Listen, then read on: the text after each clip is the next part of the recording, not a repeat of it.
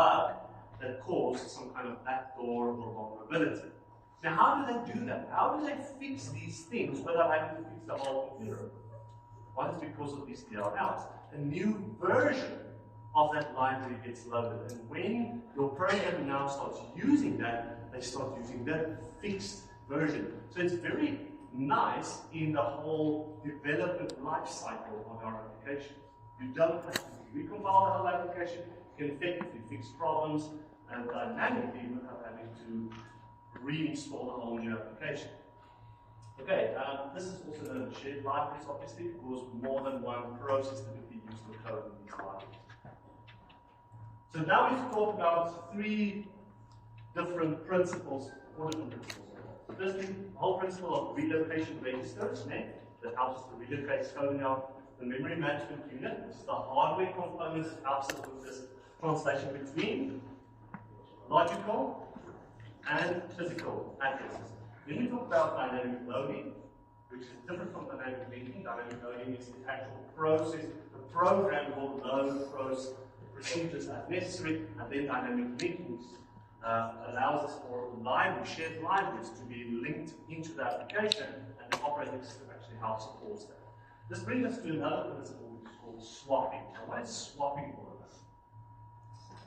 about? Swapping is when we take effectively a process as it runs in the memory, and we remove it out of the main memory into secondary storage or secondary memory. What is secondary memory? Right. It's your hard disk. So you basically take it from the main memory onto the hard disk. Now that hard disk is also called the backing store. That's the first thing that you have to learn. The backing store. This is typically the disk, and somewhere on this disk, either in a special file or a special partition, we basically swap our processes into. There's a version of swapping called roll out, roll in.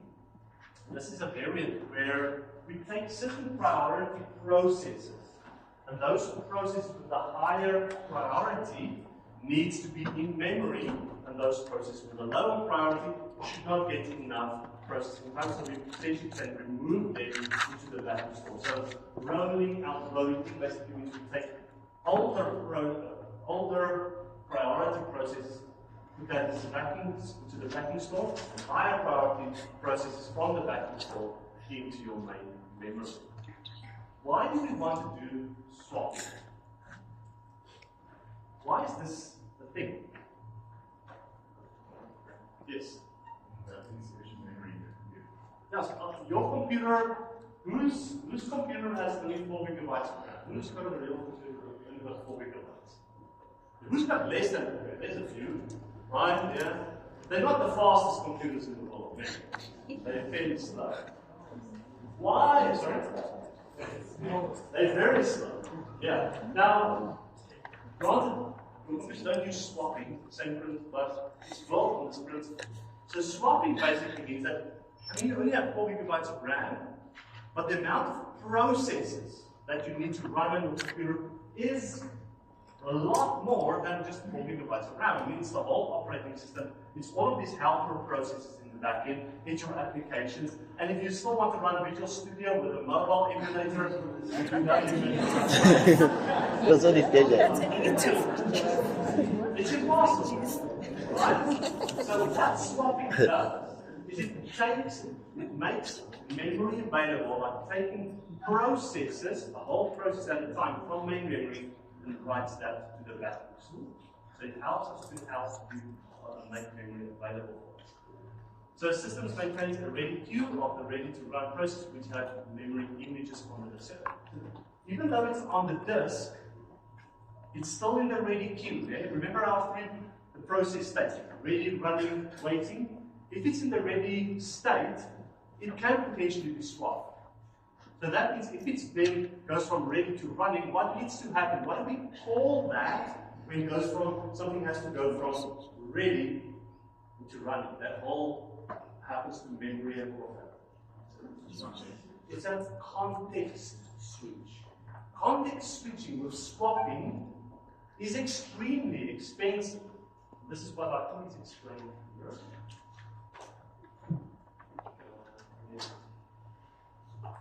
Actually, on this slide, it says, for instance, here's an example. 100 megabyte process, on average, swapping the hardest with the transfer rate of 50 megabytes per second. Okay? The swap out time to calculate, that's about 2,000 milliseconds. This is not, you don't have to be able to calculate this. This is really just to strengthen that super slow. So that's just swapping it from main memory to the backing store. Okay? Then from the backing store, we have to, let's say we're going to replace it with the same size process. It's again 2,000 milliseconds. So that's 4,000 milliseconds. That's 4 seconds to context switch one process. That you basically 4 seconds is very noticeable to you as an individual, as a user, that you have to wait. Say, I want to, hello, and then you can't press a W because guess what? Word is swapping to the hard disk.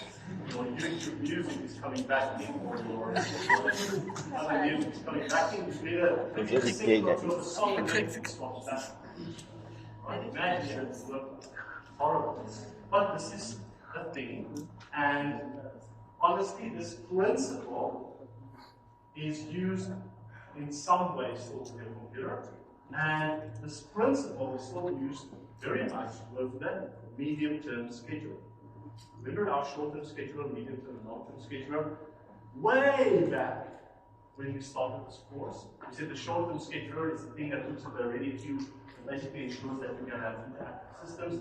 The medium-term scheduler basically looks at the memory of the computer, and Microsoft does this, and Linux does it itself. It looks at, you know what, I'm getting this crashing happening. This crashing meaning the paging happens too often. I need to now free up more space than necessary. It takes a whole process, dumps it to the hard disk for a while, frees up space, getting the swapping going quicker again, and then later on it will bring that back. Okay, so really cool stuff with this. Anyway, so there's a few questions with swapping that the swapping mechanisms to enable. And that is when you swap things in and out, do you need to swap it back into the same memory location that it was in previously? Well, that depends on how the process has been. If it's, for instance, dynamically relocated, reallocated, then it's not this. Then you just update the reallocation register to where it's now going. So there it depends on the binding method. One thing else that needs to be considered is when you do an IO request.